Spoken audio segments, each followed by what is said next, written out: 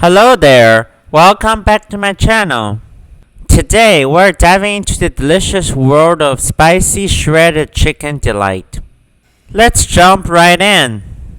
Start by generously rubbing salt baked powder and cooking oil onto the chicken legs.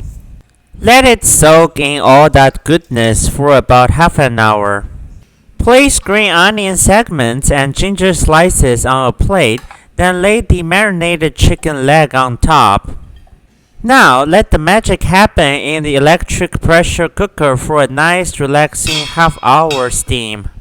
While that's cooking away, prep some freshly chopped cilantro and finely shredded onions. Once the chicken leg emerges from its steamy heaven, let it cool. Then it's time to get hands-on and shred that chicken. Add a kick with shredded small red chilies, a drizzle of light soy sauce, a dash of sesame oil, a sprinkle of white sesame seeds, some crunchy peanuts, fresh cilantro, and those lovely shredded onions. To seal the deal, pour in the heated marinade and give it all a good mix. And there you have it, spicy shredded chicken delight is ready to steal the show. Give this recipe a go and drop me a comment on how it turned out.